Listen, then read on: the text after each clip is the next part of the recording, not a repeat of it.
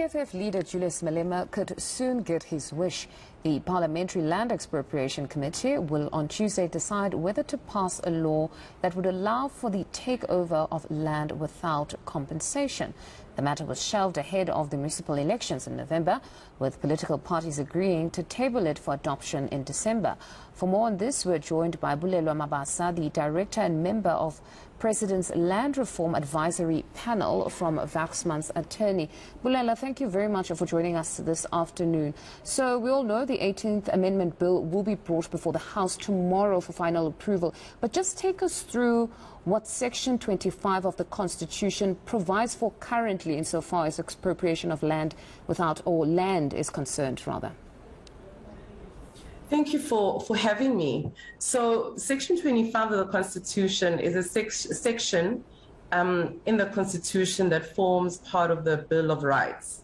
And what it does is that it does two things.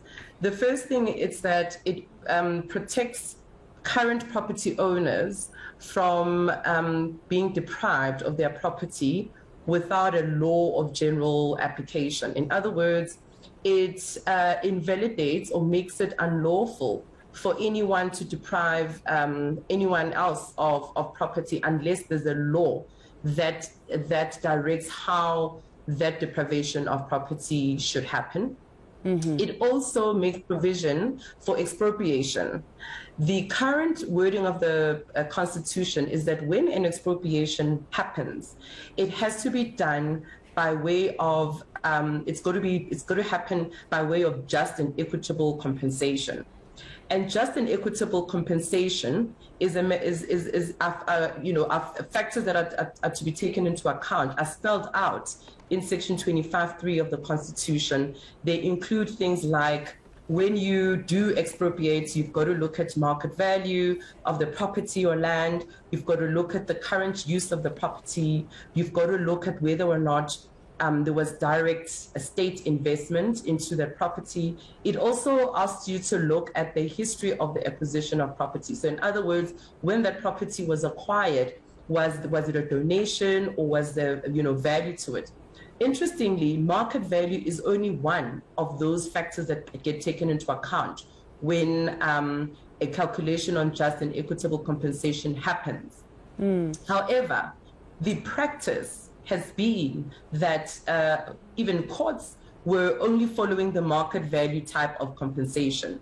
And even the ANC policy itself adopted in the last almost 30 years a policy that was based on willing buyer, willing seller. So in other words, Section 25(3) of the Constitution has not been implemented to its full extent. And I think the second point to make about Section 25(3) currently is that compensation is part and parcel of expropriation. I think that's an important part to consider. And yes, then the later part of Section 25. Yes. And the compensation being the most contentious one. But then to the amendments, we know the Democratic Alliance has already said it will challenge this process should the bill attain the two-thirds majority in Parliament. Now, for them, or their part, they argue that the bill requires a special majority, not just the two-thirds that we're familiar with, in that it impedes on the rights enshrined in Chapter 1. Is this the correct interpretation of the process? I think there's two processes that often get confused with one another. The first process is that you will recall that Parliament, the Joint Constitutional Committee in Parliament, is looking at a constitutional amendment. In other words, unfortunately, we seem to have lost Bulelwa there. Hopefully, we can re-establish that line. She seems to be back. Bulelwa, you can continue.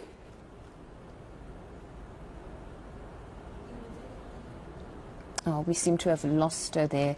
That is Bulelwa, or that was Bulelwa Mabasa, the head and director of Land Reform Restitution at Waxman's attorney. Hopefully we can re-establish that connection a bit later.